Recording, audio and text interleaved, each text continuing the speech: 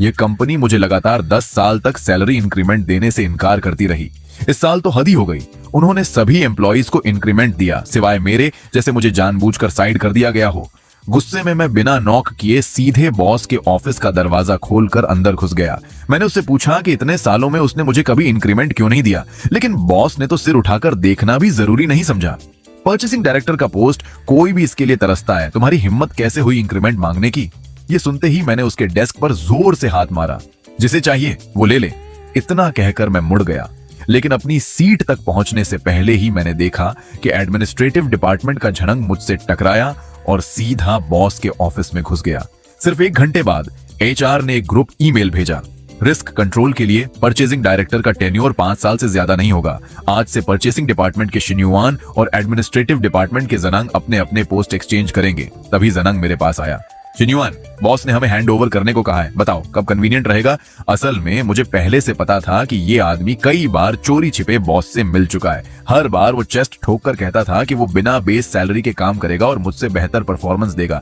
सीधे शब्दों में वो बॉस को ये जताता था कि वो अंडर टेबल कमीशन से पैसा कमाएगा। और सबसे बुरी बात, बॉस को इससे कोई फर्क नहीं पड़ता था। उसकी नजर में इस पोस्ट पर बैठा हर इंसान बेईमान होता है। जनांग सैलरी नहीं मांग रहा था तो बॉस का सिर्फ खर्चा बच रहा था। मैंने खुद को संभालते हुए जनांग की तरफ हाथ हिलाया। परचेसिंग डिपार्टमेंट थोड़ा कॉम्प्लेक्स है, मुझे सब ऑर्गेनाइज करना होगा ताकि फ्यूचर में प्रॉब्लम ना आए। लेकिन उसने मेरी बात बीच में ही काट दी। शिन्युआन, क्या तुम्हें छोड़ने में प्रॉब्लम हो रही है? सिर्फ पैसे लेकर सामान खरीदना है, इसमें प्रॉब्लम क्या हो सकती है? ये कहते हुए उसने मुझे घृणा भरी नजर से देखा। अगर ऐसा है तो अभी हैंड ओवर कर लेते हैं। मैंने उसे करंट परचेजिंग प्रोसेस और मेन सप्लायर्स के बारे में समझाया, लेकिन उसके लिए ये सब एक कान से सुनकर दूसरे से निकालने जैसा था, ताकि बाद में मुझे ब्लेम ना किया जाए। मैंने ड्रॉर से हैंडओवर लिस्ट निकाली और उसे दे दी। जनांग, अगर सब ठीक लगे तो साइन कर दो, मैं तुरंत एडमिनिस्ट्रेटिव डिपार्टमेंट शिफ्ट हो जाऊंगा। ये सुनकर उसकी आंखें चमक उठी। बिना प्रॉपरली देखे उसने पेन उठाया और साइन कर दिया। फिर वो अपने सामान पैक करने चला गया। मैंने भी जल्दी से अपना सामान उठाया और एडमिनिस्ट्रेटिव डिपार्टमेंट में रिपोर्ट करने चला गया। कुछ ही दिन हुए थे कि प्रोडक्ट मैनेजर गुस्से में मेरे पास आया।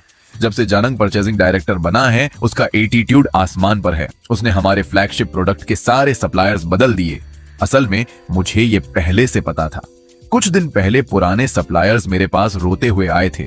उन्होंने बताया कि जनांग उन्हें 20% प्राइस कम करने के लिए मजबूर कर रहा था और ऊपर से 10% पर्सनल कमीशन भी मांग रहा था, वरना वो ऑर्डर्स कैंसिल कर देता। उनका बॉस तो लगभग रो ही पड़ा था। मैं बस बेबस होकर देखता रहा। जनांग ने सारे कॉन्ट्रैक्ट्स कैंसिल कर दिए और छोटे छोटे वर्कशॉप से डील करना शुरू कर दिया। मानना पड़ेगा, प्राइसेस सच में कम हो गए थे। मैंने प्रोडक्ट मैनेजर को समझाने की कोशिश की, कॉस्ट कम हुई है, मार्केट कंपेटिटिवनेस बढ़ेगी। एक तरह से ये अच्छी बात है। वो कड़वाहट से हंस पड़ा। लेकिन क्वालिटी पूरी तरह बेकार है। मैंने बॉस को बताया तो उसने कहा, जब तक चलता है ठीक है, आखिर 10% बच गए। इतना कहकर वो आह भरते हुए चला गया। मैंने उसकी पीठ को देखा और सोचा, अच्छा हुआ ये मुसीबत मुझ पर नहीं आई। लेकिन मुझे राहत लेने का मौका भी नहीं मिला था कि रिसेप्शन की फेफेले मेरे पास आई। शिन्युआन, परचेसिंग डिपार्टमेंट से खबर आई है कि जनांग फिर से पुरानी मेंटेनेंस कंपनी को लाना चाहता है। ये सुनकर मैं ऑलमोस्ट शॉक में आ गया। उस वक्त जनांग ने पता नहीं कहां से वो बेकार कंपनी ढूंढी थी। 6 महीने के अंदर सिक्योरिटी गार्ड्स कस्टमर्स को पीटते थे और क्लीनिंग स्टाफ चोरी करता था। जब बॉस को पता चला था तो वो आग बबूला हो गया था। आखिरकार ये मेस परचेसिंग डिपार्टमेंट को दिया गया और मैंने बहुत मेहनत से बेस्ट कंपनी सिलेक्ट की थी। लेकिन सबसे बड़ी समस्या ये थी, सेलेक्ट तो परचेसिंग डिपार्टमेंट करता है, लेकिन मैनेज हमें एडमिनिस्ट्रेटिव डिपार्टमेंट को करना पड़ता है। अगर जनांग फिर वही घटिया लोग ले आया तो प्रॉब्लम हमें ही झेलनी पड़ेगी। मैं गुस्से में उठा, लेकिन प्रोडक्ट मैनेजर का मायूस चेहरा याद आ गया। मैंने खुद को रोका और फिफेले से कहा, एवेल्युएशन क्राइटेरिया स्ट्रिक्टली फॉलो करो। अगर कोई भी प्रॉब्लम हो तुरंत मुझे बताना। कुछ समय बाद लॉजिस्टिक्स डिपार्टमेंट भी शिकायत लेकर आया। पैकिंग बैग्स बदल दिए गए थे। एचआर ने भी बताया कि सभी रिक्रूटमेंट एजेंसीज बदल दी गई हैं। ये जानंग तो कमाल है, कुछ ही हफ्तों में कंपनी की आधी चीजें बदल दी। इसी स्पीड से चला तो अगला कदम बॉस को बदलना होगा। फिर month and meeting I. Stage पर जानंग ही छाया हुआ था। बॉस ने सबके सामने उसकी खूब तारीफ की। तुम सबको जानंग से सीखना चाहिए। अभी आया है और सारे सप्लायर्स बदल दिए। इस साल कंपनी को 5 मिलियन बचाएगा। पूरा हॉल तालियों से गूंज उठा।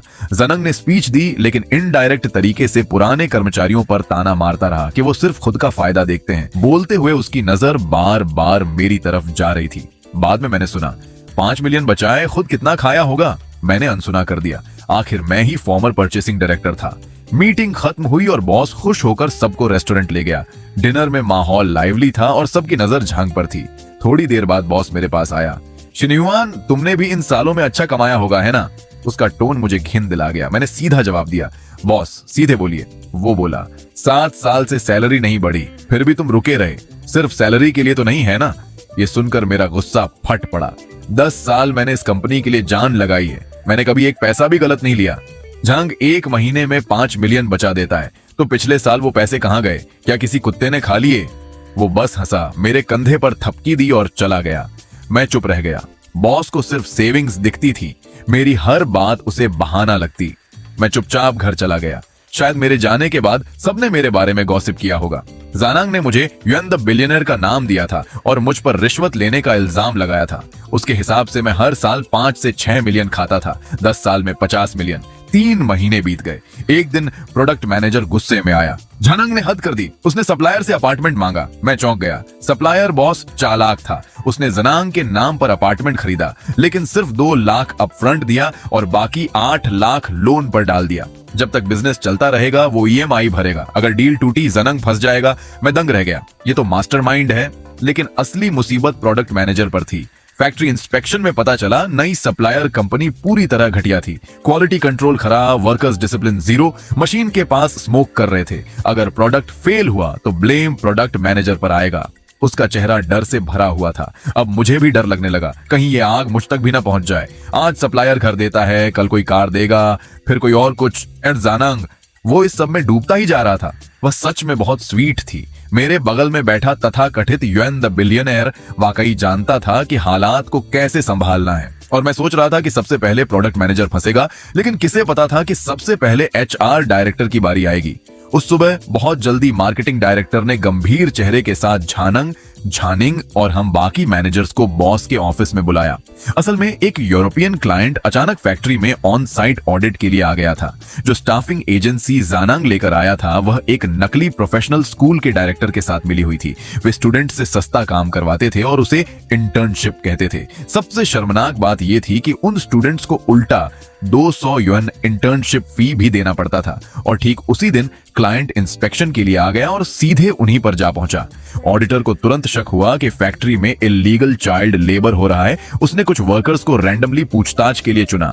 पता चला कि उन वोकेशनल स्टूडेंट्स में कुछ की उम्र 16 साल भी नहीं थी और उससे भी बुरा, उन्हें सैलरी भी नहीं मिल रही थी। ये सुनते ही ऑडिटर गुस्से से पागल हो गया।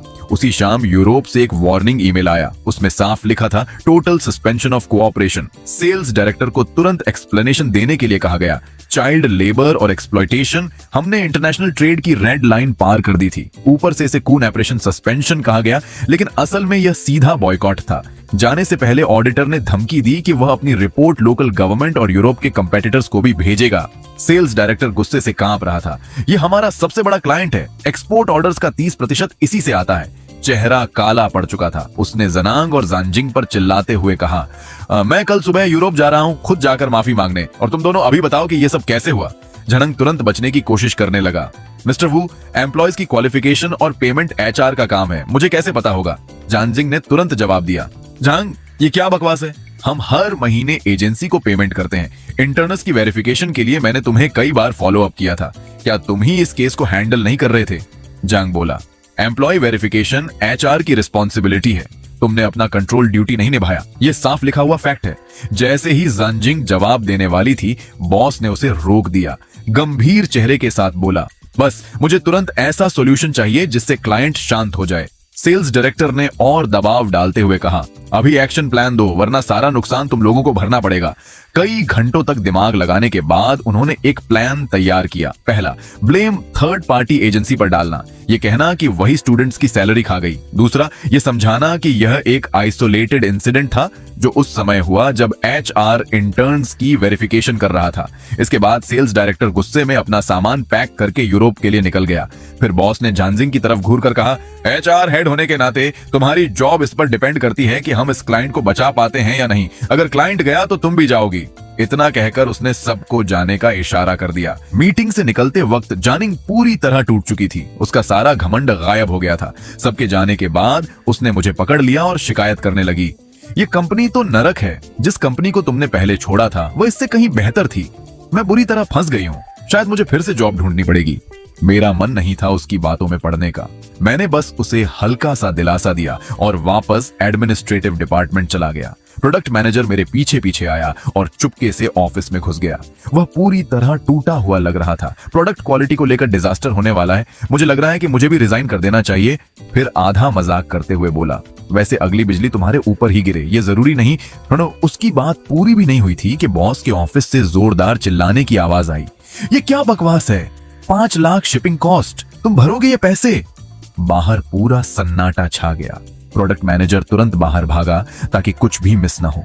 थोड़ी देर बाद लॉजिस्टिक्स का ओल्ड ली बाहर आया, पूरी तरह टूटा हुआ। वह थोड़ा चालाक है लेकिन काम में भरोसेमंद है।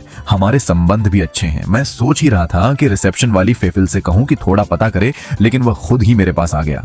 अंदर आते ही उसने दरवाजा बंद किया और बिना रुके जनांग को गालियां देने लगा। असल में उसने पहले ही जनांग को कंटेनर बुक करने के लिए कहा था और लोएस्ट प्राइस भी बता दिया था, लेकिन जनांग ने अपनी मर्जी चलाई और दूसरे ऑप्शंस देखने लगा।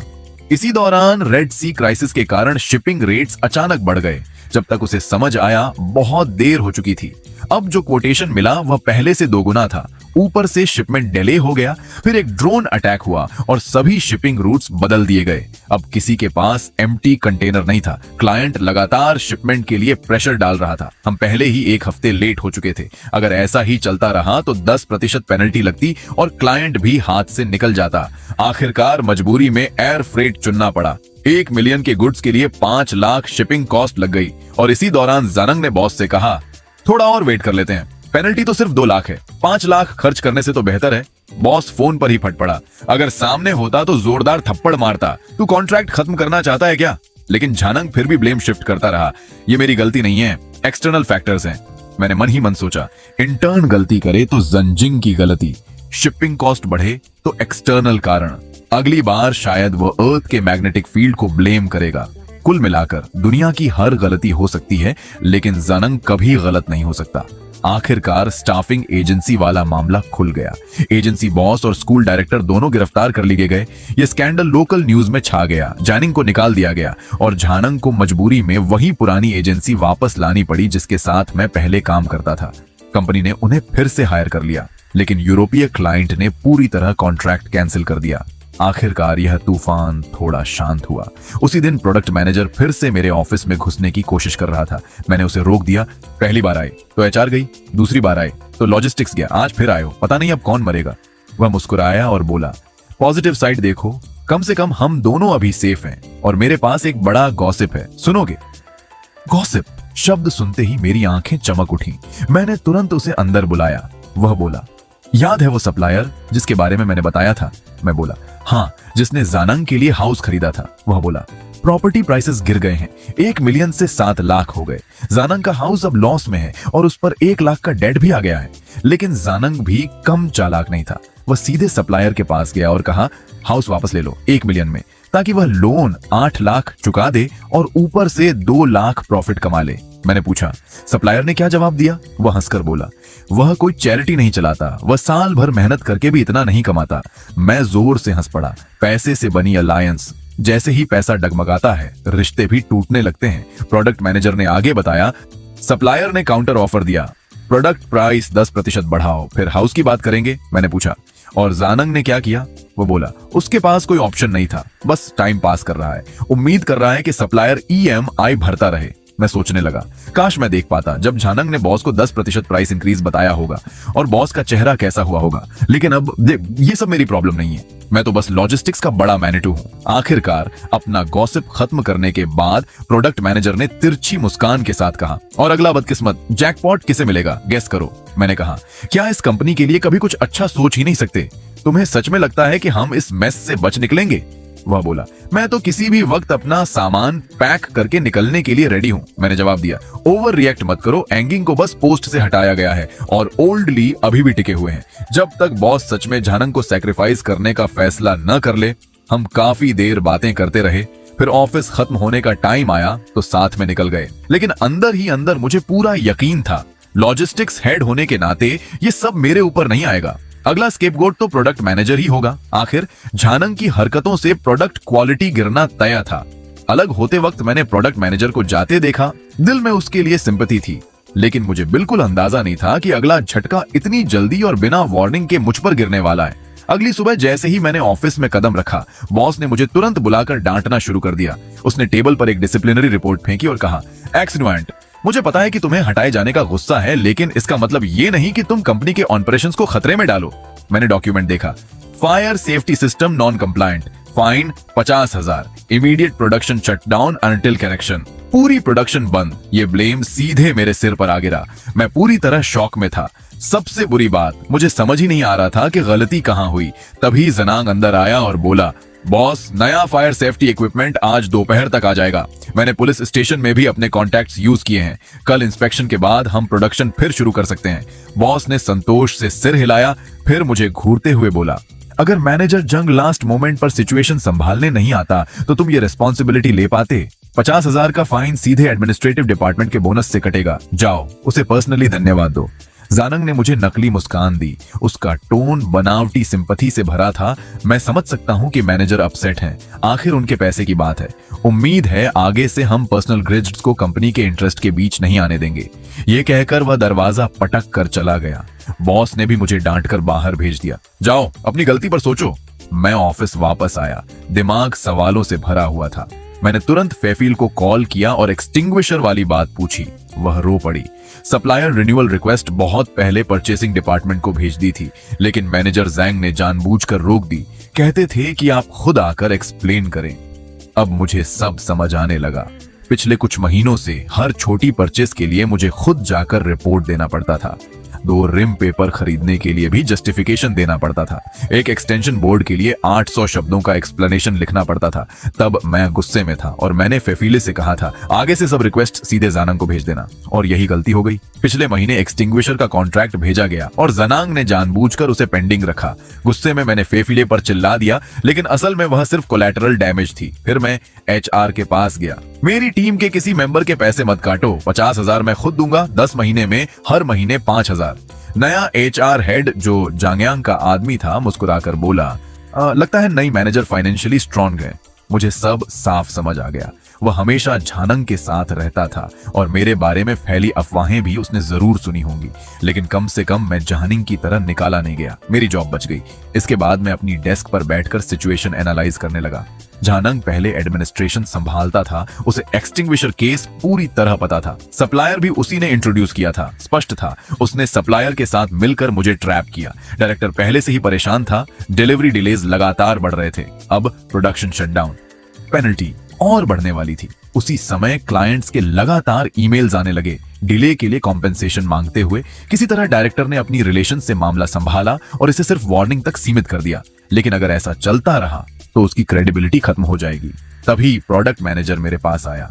चिंता मत करो, बॉस बस लेसन देना चाहता था। तुम सेफ हो। अगर यही चलता रहा तो अगला स्केपगोट डायरेक्टर होगा। मैं चुप रह गया। मुझे लगा शायद वह भी जनांग से मिला हुआ है, लेकिन जो हुआ वह मेरी कल्पना से परे था। अगले कुछ महीने अजीब तरह से शांत रहे। जनांग जिन घटिया वर्कशॉप से सामान ला रहा था उनका चल जाना ही चमत्कार था, और फिर भी सब चलता रहा बिना किसी बड़े इशू के। मीटिंग्स में वह खड़े होकर चिल्लाता, कुछ लोग मेरे सप्लायर्स की क्वालिटी पर सवाल उठा रहे हैं, 6 महीने हो गए, कोई प्रॉब्लम नहीं। बॉस साफ तौर पर उसका सपोर्ट कर रहा था। उसकी पिछली गलतियों को कंप्लीटली इग्नोर कर दिया गया। सेल्स डायरेक्टर मिस्टर वू यूरोप से लौटकर कई बार बॉस से लड़ चुका था। जानंग को हटाने की मांग करता रहा, लेकिन बॉस 5 मिलियन सेविंग्स देखकर अड्डा हुआ था। मिस्टर वू बस प्रोडक्शन और QC पर प्रेशर डालता रहा। क्वालिटी में कोई कॉम्प्रोमाइज नहीं होना चाहिए। धीरे धीरे प्रोडक्ट मैनेजर भी कंफ्यूज हो गया। एक दिन उसने मुझसे पूछा, सच बताओ, क्या तुमने पहले सच में बहुत पैसा कमाया था? मैंने उसे घूर कर देखा। मैंने खुद सप्लायर्स की फैक्ट्रीज इंस्पेक्ट की थी। मैं इतना गिरा हुआ नहीं कि घटिया सामान इस्तेमाल करूं। असल में मैं बॉस को समझ सकता था। उसके लिए हर बचा हुआ पैसा प्योर प्रॉफिट था। 6 महीने बिना इंसिडेंट के गुजरने के बाद मेरे प्रिंसिपल्स मजाक बन गए थे। लोग सोचते थे यह आदमी कुछ नहीं जानता, बस अपनी पोस्ट से चिपका हुआ है। मैं कुछ कह भी नहीं पा रहा था। ये सब मेरे लिए अनबेयरेबल हो गया था। मैं रोज सोचता था रिजाइन कर दूं, लेकिन अगर अभी छोड़ देता तो बॉस यही सोचता कि मैं गिल्टी हूं और भाग रहा हूं। फिर भी असली वजह जिससे मैं रुका हुआ हूं वह यह है कि मैं अपनी आंखों से देखना चाहता हूं कि झांगयांग कब जाकर पूरी तरह फटेगा। ये बात मेरे गले में अटकी हुई है जिसे मैं निगल नहीं पा रहा।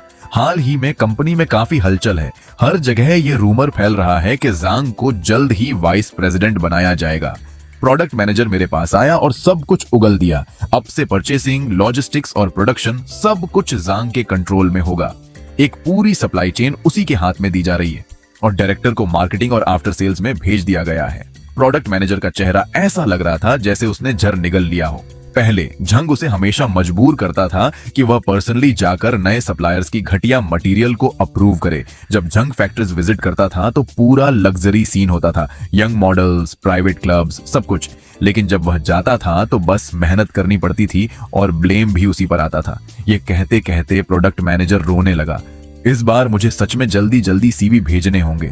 मैं हंसते हुए बोला, मैं भी रेडी हूं निकलने के लिए। डर किस बात का, ज्यादा से ज्यादा 5,000 पर मंथ फाइन लगेगा जैसे मुझ पर लगता है। वह बोला, इतनी दूर बात नहीं जाएगी, ये प्रमोशन अभी भी होल्ड पर है। लगता है डायरेक्टर मानने को तैयार नहीं है और बॉस अभी भी कंफ्यूज्ड है। आखिर डायरेक्टर कंपनी का सेकंड लार्जेस्ट शेयर होल्डर है। तब मैंने प्रोडक्ट मैनेजर से एक बेट लगाई, देखते हैं यह पुराना खिलाड़ी डायरेक्टर कितने दिन तक टिकता है। ये सुनकर वह कड़वा मुस्कुराया, ज्यादा दिन नहीं टिकेगा। सप्लायर्स के सर्कल में पहले ही रूमर फैल चुका है। बॉस ने शायद चुपके से ऑलरेडी अप्रूवल दे दिया है। अब बस ऑफिशियल नॉमिनेशन लेटर की कमी है। Late M on. ये कहकर वह सिर हिलाता हुआ चला गया। अगले दिन बहुत सुबह, जब मैं अभी भी अपने बिस्तर पर आधा सोया हुआ था, बॉस ने मुझे लगातार कॉल्स करके परेशान किया और तुरंत अपने ऑफिस में आने का ऑर्डर दिया। मैंने अपनी आंखें मलते हुए घड़ी देखी, सिर्फ 6:30 बजे थे। जब से मुझे एडमिनिस्ट्रेशन में एग्जाइल किया गया था, मैं एक छोड़ी हुई कॉन्कुबिन की तरह हो गया था, जैसे किसी सुनसान पैलेस में भुला दिया गया हो। इसलिए उस कॉल ने मुझे तुरंत ठंडा पसीना ला दिया। लेकिन सोचने पर लगा कि अगर वह मुझे फायर भी करना चाहता तो ब्रेकफास्ट से पहले इतनी अर्जेंसी नहीं होती। आखिरकार मैं तैयार होकर ऑफिस चला गया। कंपनी में कदम रखते ही मैंने एक ऐसी टेंशन महसूस की जिसे चाकू से काटा जा सकता था। पूरा ओपन स्पेस इतना शांत था कि जैसे एक मक्खी की आवाज भी सुनी जा सके। सभी डिपार्टमेंट हेड्स मीटिंग रूम में इकट्ठा थे। यहाँ तक कि कंपनी का महंगा लॉयर भी मौजूद था और उसका चेहरा बेहद गंभीर था। ये सीन देखकर साफ था, हम एक बहुत बड़े मेस में फंसे हुए थे। बॉस और डायरेक्टर सम्मान की कुर्सियों पर बैठे थे जैसे मौत के देवता। प्रोजेक्टर पर एक लाल रंग की इंटरनेशनल कंप्लेंट लेटर दिखाई जा रही थी। मैंने एक नजर डाली और मेरी सांस अटक गई। हमारे पार्ट्स जो फाइनल क्लाइंट को डिलीवर किए गए थे, ठीक 6 महीने बाद बड़े पैमाने पर फेल होने लगे थे। फाइनल क्लाइंट गुस्से में था। उसने प्रोडक्शन लाइन तुरंत बंद कर दी और सभी पार्ट्स को बदलने के लिए डिसमेंटल करना शुरू कर दिया। हर दिन का नुकसान 2,000 यूरो था और ये पूरी भारी कॉम्पेंसेशन हमारी कंपनी को अकेले भरनी थी। मेरा दिमाग तेजी से काम करने लगा। 6 महीने पहले ही जांग ने उस शेडी सप्लायर को बदला था। उस समय इस घटिया मटेरियल की वजह से एयर फ्रेट पर भी हजारों का एक्स्ट्रा खर्च हुआ था क्योंकि पोर्ट भरा हुआ था। तो यह गंदा प्रॉब्लम बिना किसी डाउट के जंगयांग के पार्ट से ही आया था। लेकिन उस हरामी जंगयांग ने पहले ही अटैक कर दिया। उसने प्रोडक्शन और क्वालिटी कंट्रोल पर जोरदार हमला किया। तुम लोग इतनी डिफेक्टिव पार्ट्स कैसे बना सकते हो? प्रोडक्शन हेड ने सिर तक नहीं उठाया। हमने रात भर पूरा एनालिसिस किया है। प्रोडक्शन प्रोसेस में बिल्कुल कोई प्रॉब्लम नहीं है, टेक्निकल डायरेक्टर ने भी कहा। हमने पार्ट्स खोलकर चेक किए हैं। सप्लायर ने खराब रॉ मटेरियल इस्तेमाल किया है। जो मटेरियल 5 साल चलना चाहिए था वह सिर्फ 6 महीने में खत्म हो गया। ये सुनकर बॉस गुस्से से काला पड़ गया। जानंग, उस सप्लायर को तुरंत यहाँ लेकर आओ, उन्हें हर हाल में पेमेंट करनी होगी। जानंग तुरंत डर गया। उसे अच्छी तरह पता था कि वह सप्लायर कितना अनरिलिएबल है। वह घबरा कर बाहर भाग गया। तभी डायरेक्टर ने मेज पर हाथ मारा। ये सब बेकार बातें बंद करो। अभी सबसे जरूरी है कि सही पार्ट्स का बैच ढूंढा जाए। जैसे ही सही पार्ट्स आएंगे हम प्रोडक्शन को तेज करके 1 हफ्ते में डिलीवरी कर देंगे। फिर उसने मेरी तरफ देखा। शिनवाट, तुम इस केस को सबसे अच्छी तरह जानती हो। तुरंत सप्लायर से कांटेक्ट करो, अपोलोजाइज करो और सिचुएशन को संभालो। शुरू में मैं जंग को और नीचे गिराना चाहता था, लेकिन हालात इतने खराब थे कि अगर मैंने कंपनी को नहीं बचाया तो यह तुरंत बैंकरप्ट हो सकती थी। मैंने तुरंत सप्लायर को कॉल किया। उसका बॉस सीधा बोला, हम मदद कर सकते हैं लेकिन प्राइस 10% बढ़ेगा। मैंने कॉरिडोर में जांग को देखा। वह बेचैनी से इधर उधर घूम रहा था। मेरा मन हुआ उसे कुछ सुनाऊं, लेकिन लगा कि वह पहले ही खत्म हो चुका है तो मैंने इग्नोर कर दिया। फिर मैं मीटिंग रूम में वापस गया और कंडीशन बताई।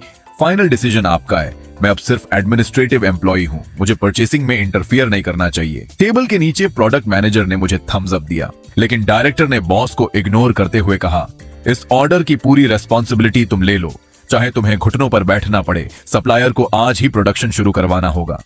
उसकी बात खत्म होते ही मैंने बॉस को घूरा। आखिरकार उसी ने मुझे डिमोट किया था। मेरी नजर के दबाव में उसका चेहरा लाल से हरा हो गया।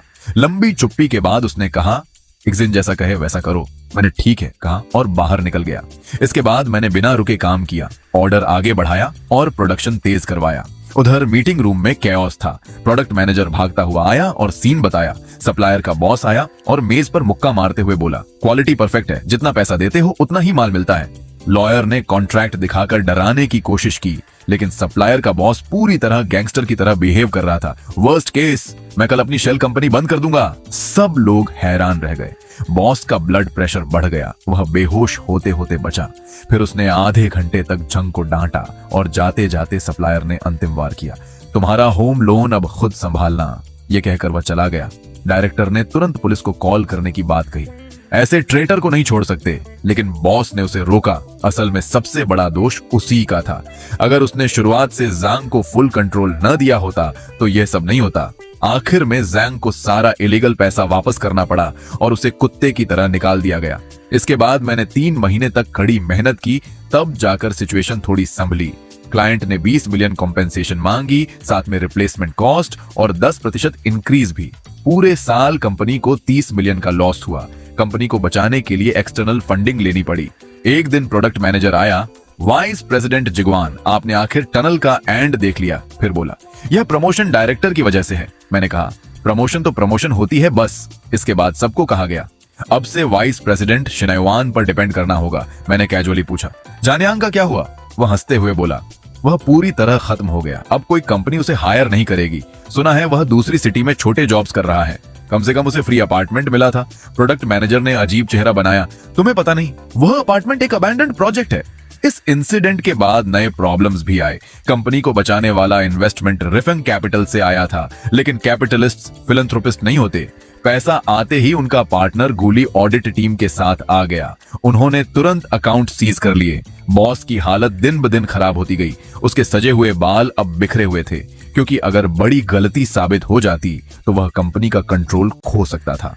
एक दिन फ्राइडे को बॉस ने मुझे ऑफिस में बुलाया। कुछ महीने पहले मैं इसी रूम में उससे लड़ने आया था और उसने मुझे इग्नोर करके डिमोट कर दिया था, लेकिन आज वह खुद दरवाजे तक आया, मुस्कुराया और मुझे टी ऑफर की। उसकी चंपचगिरी देखकर मुझे घिन आई। वह बोला, शिनहुआन, तुमने बहुत मेहनत की है। अगर तुम सप्लायर्स वापस न लाती तो कंपनी डूब जाती। मैंने चाय नहीं पी, बस कप पकड़कर उसे देखती रही। फिर वह धीरे से बोला, ऑडिट बहुत सख्त है, 30 मिलियन का लॉस, किसी को रिस्पॉन्सिबिलिटी लेनी होगी। मैंने सोचा है जांगयांग ने गलती की, लेकिन डायरेक्टर का कॉन्ट्रैक्ट भी गलत था। क्लाइंट का कॉन्ट्रैक्ट बहुत हार्श था। अगर ऐसी क्लॉजेस ना होती तो क्या हम इतना नुकसान उठाते? क्या तुम उसे उसकी आखिरी कमीज तक उतरवाना चाहते हो? यह सुनकर मेरा दिल कस गया। यह बूढ़ा लोमड़ी बॉस डायरेक्टर पर सारा दोष डालकर अपने 30 मिलियन के नुकसान की जिम्मेदारी उस पर थोपना चाहता था। मैंने ठंडे स्वर में जवाब दिया, बॉस, डायरेक्टर ने यह सब हमारे सबसे बड़े फॉरेन क्लाइंट को बचाने के लिए किया था। हम कंपनी की सर्वाइवल को गैम्बल पर नहीं लगा सकते। बॉस अचानक गुस्से में आ गया। उसकी आंखों में एक खतरनाक चमक थी। शिनहुआन, अब तुम लॉजिस्टिक्स और सप्लाई चेन के वाइस प्रेसिडेंट हो। अगले हफ्ते बोर्ड मीटिंग में अगर तुम मेरे पक्ष में खड़े होकर साफ साफ कह दो कि सेल्स डिपार्टमेंट ने सप्लाई चेन पर बेवजह का डिलीवरी प्रेशर डाला था, तो मैं गारंटी देता हूं कि तुम्हारे स्टॉक ऑप्शंस दोगुने कर दूंगा और तुम्हारे 10 साल के रुके हुए सैलरी भी इंटरेस्ट के साथ दे दूंगा। ये सुनकर मुझे वहीं हंसी आ गई। इतने सालों तक मैंने जी तोड़ मेहनत की, लेकिन एक पैसा भी इलीगल नहीं लिया। लेकिन उसी आदमी ने एक डिनर में यह इशारा किया था कि मैं यहां रिश्वत खाने के लिए रुका हूं, और अब जब वह पूरी तरह फंस चुका है तो वह उसी पैसे से मेरी ईमानदारी खरीदना चाहता है। मैंने हल्की लेकिन मायने भरी मुस्कान के साथ कहा, बॉस, आप बेफिक्र रहिए, अगले हफ्ते बोर्ड मीटिंग में मैं पूरी तरह सच के अनुसार रिपोर्ट दूंगा। ये कहकर मैं उठकर चला गया। लेकिन उस दिन काम के बाद मैं सीधे घर नहीं गया। मैं ऑफिस के पास एक शांत टी लाउंज में चला गया। प्राइवेट रूम का दरवाजा खोलते ही मैंने डायरेक्टर को देखा। वह चुपचाप चाय पी रहा था, चेहरा गंभीर था। वही आदमी था जिसने मुझे वाइस प्रेसिडेंट बनाया था। हम दोनों अब एक ही नाव में थे। उसने कप नीचे रखते हुए पूछा, उसने तुम्हें परखने की कोशिश की?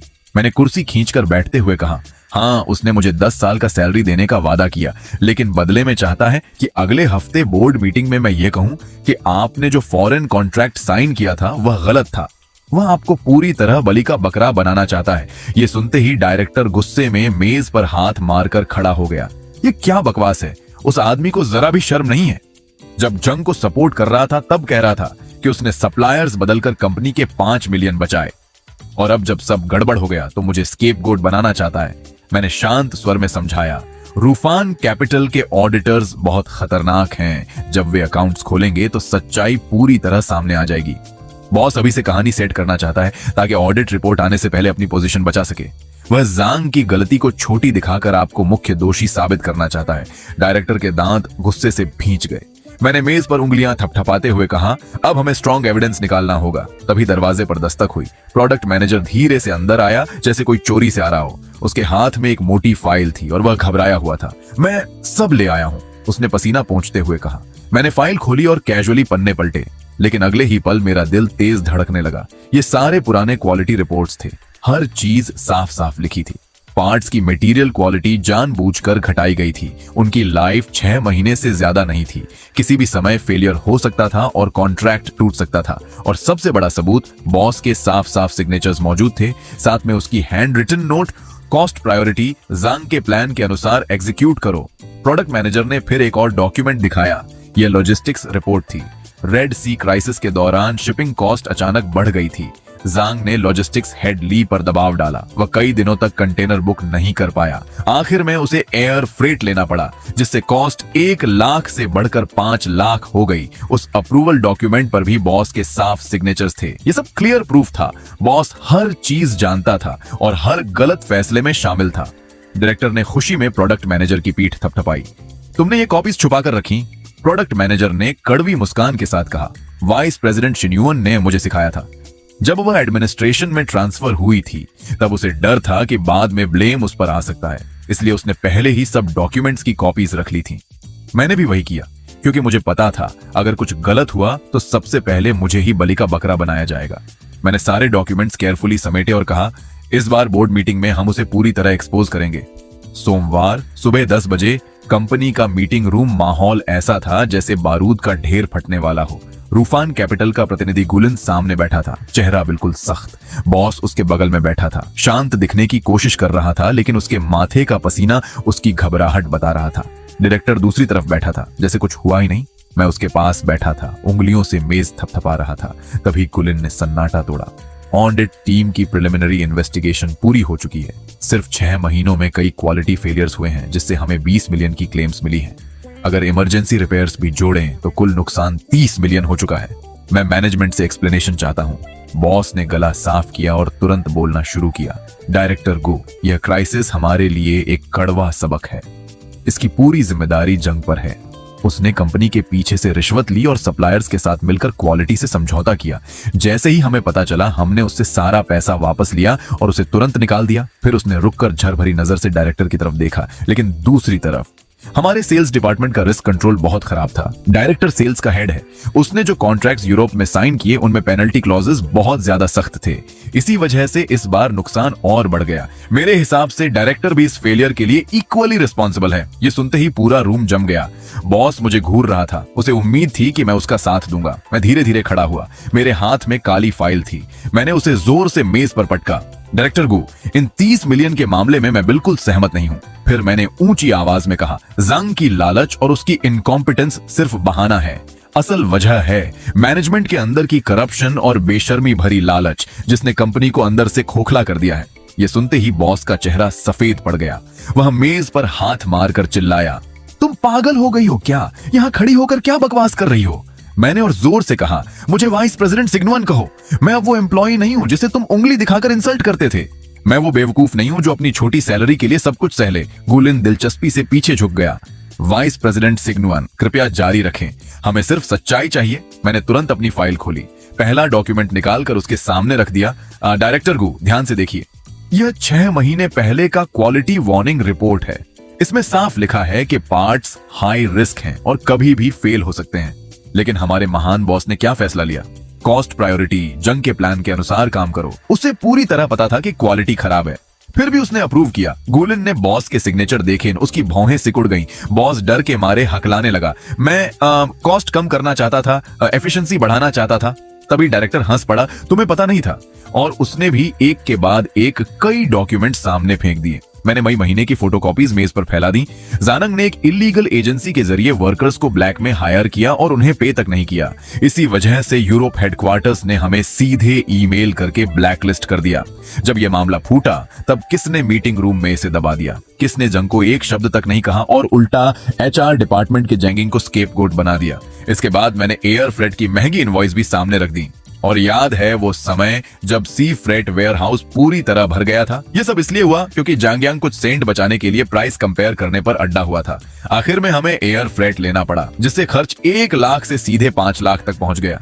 यह आदमी सिर्फ रिश्वत के बारे में सोचता था, बाकी किसी चीज की परवाह नहीं करता था। और बॉस ने मैनेजमेंट मीटिंग में उसकी तारीफ की, यहाँ तक कि सब डायरेक्टर्स से कहा कि उसे सीखो। मैंने बॉस की तरफ सीधी नजर डालकर कहा, लेकिन सच ये है कि तुम्हें कभी भी कंप्लायंस या क्वालिटी की परवाह नहीं रही। यह 30 मिलियन का नुकसान पूरी तरह तुम्हारी वजह से हुआ है। सिर्फ 5 मिलियन बचाने के लालच में, अपनी अंधी ग्रीड के कारण तुमने यह सब किया। तुम ही इस कंपनी के असली गुनहगार हो। तुमने ही इसे बर्बादी के कगार पर पहुंचा दिया। मेरे ये शब्द खत्म होते ही पूरे मीटिंग रूम में मौत जैसा सन्नाटा छा गया। सिर्फ बॉस की भारी सांसों की आवाज गूंज रही थी। वह ऐसे लग रहा था जैसे पानी से बाहर तड़पती हुई मछली हो। वह बोलना चाहता था, लेकिन इतने पुख्ता सबूतों के सामने उसके मुंह से एक शब्द भी नहीं निकल रहा था। गुलिन ने सारे डॉक्यूमेंट्स ध्यान से देखे, फिर उन्हें जोर से मेज पर पटक दिया और बॉस की तरफ उंगली दिखाकर चिल्लाया, शानदार, बिल्कुल शानदार। एक लीडर के रूप में आपके हर फैसले ने कंपनी की कंप्लायंस को कुचला है और रुई फैन के लिए मौत का फरमान लिख दिया है। हमने एक स्टेबल बिजनेस मॉडल और मैनेजमेंट टीम में इन्वेस्ट किया था, लेकिन आपके पास न तो सही विजन है और न ही आपने अपनी गंभीर गलतियों को स्वीकार किया, बल्कि इन्वेस्टिगेशन के दौरान उन्हें छुपाने की कोशिश की। ये सुनते ही बॉस पूरी तरह टूट गया। वह गुलिन के पास भागा और उसका हाथ पकड़ने लगा। मिस्टर गू, मेरी बात सुनिए, मैं सब ठीक कर सकता हूं। गुलिन ने उसे झटकते हुए कहा, अब कुछ नहीं हो सकता। पीछे खड़े लॉयर ने तुरंत एक मोटी फाइल निकाल ली। एग्रीमेंट के अनुसार हम अपना वीटो राइट इस्तेमाल कर रहे हैं और मिसमैनेजमेंट क्लॉज लागू कर रहे हैं। रूफान कैपिटल तुरंत बोर्ड रिस्ट्रक्चरिंग की मांग करता है। लॉयर ने कई कानूनी क्लॉजेस पढ़े। सार सिर्फ इतना था, बॉस को अपनी ज्यादातर शेयर्स छोड़ने होंगे ताकि नुकसान की भरपाई हो सके और उसे तुरंत मैनेजमेंट पावर से हटा दिया जाएगा। उसके पास सिर्फ नाम भर का ऑनररी पोजीशन बचेगा, बिना वोटिंग राइट्स के, यानी एक डमी प्रेसिडेंट। बॉस की आंखें फट गईं। तुम लोग पागल हो क्या? ये कंपनी मैंने अपने हाथों से बनाई है। लॉयर ने ठंडे स्वर में कहा, अगर आपने साइन नहीं किया तो रूफान तुरंत अपना इन्वेस्टमेंट वापस ले लेगा और हम कोर्ट में लिक्विडेशन की प्रक्रिया शुरू करेंगे। उस हालत में आप पर्सनली जिम्मेदार ठहराए जाएंगे और आप पर करोड़ों का कर्ज चढ़ जाएगा। गुलिन ने उसे ऐसे देखा जैसे वह कोई बेकार चीज हो। पैसा बचाओ या सब खो दो, चॉइस तुम्हारी है। बॉस कुर्सी पर ढह गया, जैसे उसकी सारी ताकत खत्म हो गई हो। एक ही पल में वह बूढ़ा लगने लगा। उसने मेरी और डायरेक्टर की तरफ देखा। उसकी आंखों में गुस्सा भी था, पछतावा भी और गहरी बेबसी भी। काश उसने हमारी बातों का थोड़ा भी ध्यान रखा होता। काश उसने जंग को वापस न बुलाया होता। काश उसने 10 साल तक सैलरी में कंजूसी न की होती। लेकिन बिजनेस की दुनिया में काश की कोई जगह नहीं होती। आखिरकार लॉयर और गुलिन की दबाव भरी नजरों के सामने बॉस ने कांपते हाथों से अग्रीमेंट पर साइन कर दिया। पेन की नोक जब कागज पर चली, उसकी आवाज ने मुझे अंदर तक संतुष्टि दे दी। गुलिन ने फाइल बंद की और हल्की मुस्कान के साथ कहा, आगे के ट्रांजिशन के लिए हमें आप दोनों पर भरोसा है, मिस्टर वू और वाइस प्रेसिडेंट जिग्नुआन। मैंने सिर झुकाकर कहा, मिस्टर गू, मैं सिर्फ अपना काम कर रही हूँ। अगले 1 महीने में कंपनी में बड़ा बदलाव आया। पुराना बॉस पूरी तरह गायब हो गया। डायरेक्टर आधिकारिक तौर पर CEO बन गया और मैं वाइस प्रेसिडेंट के तौर पर पूरी तरह स्थापित हो गई। अब परचेसिंग, लॉजिस्टिक्स, प्रोडक्शन और एडमिनिस्ट्रेशन सब मेरे कंट्रोल में थे। जिस पोजीशन के लिए जंग तरस रहा था वह अब पूरी तरह मेरे हाथ में थी। उस दोपहर वाइस प्रेसिडेंट के बड़े ऑफिस में धूप फैली हुई थी। मैं खिड़की के पास खड़ी नीचे चलती गाड़ियों को देख रही थी जो चींटियों की तरह लग रही थी। तभी दरवाजा खटखटाया गया। प्रोडक्ट मैनेजर अंदर आया, हाथ में 2 कॉफी कप्स लिए हुए। मैंने हल्के मुस्कान के साथ कहा, सीधे बोलो, क्या बात है? वह थोड़ा हंसते हुए बोला, मैं रिपोर्ट देने आया हूं। मैंने पुराने सप्लायर्स की फैक्ट्रीज पूरी तरह रीचेक की हैं। प्राइसेस नॉर्मल कर दिए गए हैं। क्वालिटी पास रेट अब 99.9% तक पहुंच गया है। यूरोपीय क्लाइंट्स के कॉन्ट्रैक्ट्स भी सिक्योर हो गए हैं। इस साल हम जोरदार कमबैक करेंगे। मैंने कॉफी की चुस्की लेते हुए कहा, इस बार अच्छा काम किया है, लेकिन अगर फिर से ऐसे निकम्मे सप्लायर्स मिले तो मुझे आज भी नाइटमेयर्स आते हैं। फिर मैंने कैजुअली पूछा, जंगयांग का क्या हुआ? वह मुस्कुराया। वह पूरी तरह खत्म हो गया। जिस बिल्डिंग में उसने रिश्वत का पैसा लगाया था वह प्रोजेक्ट फेल हो गया। बैंक ने उसका फ्लैट सीज कर लिया और उसे ब्लैकलिस्ट भी कर दिया गया। अब कोई कंपनी उसे जॉब देने को तैयार नहीं है। वह पूरी तरह बर्बाद हो चुका है। मैंने मुड़कर अपने डेस्क पर रखी प्रमोशन लिस्ट देखी। सबसे ऊपर मेरा नाम लिखा था, शिनयुआन। 10 साल की मेहनत और फ्रस्ट्रेशन के बाद आखिरकार मुझे मेरा हक मिल गया था। अब इस कंपनी की बागडोर मेरे हाथ में थी। रूफिंग इन्वेस्टमेंट ने प्रॉमिस किया था, अगर इस साल टारगेट्स पूरे हुए तो मैनेजमेंट टीम को 10% स्टॉक ऑप्शंस मिलेंगे और जिस रफ्तार से ऑर्डर्स बढ़ रहे हैं 3 साल के अंदर कंपनी IPO तक पहुंच सकती है और उस दिन मैं अपने शेयर्स बेचकर लगभग 50 मिलियन कमा सकती हूँ। मैंने खिड़की से बाहर चमकते सूरज को देखा। मेरे होठों पर एक ठंडी, संतुष्ट मुस्कान उभर आई। पहले लोग मुझे यनबानलू कहकर बदनाम करते थे, मुझे नीचा दिखाने की कोशिश करते थे, लेकिन अब यह सिर्फ एक मजाक नहीं रहेगा। मैं शिनयुआन अपने दम पर पूरी ईमानदारी के साथ आखिरकार वह सब हासिल कर चुकी हूं जो मेरा हक था।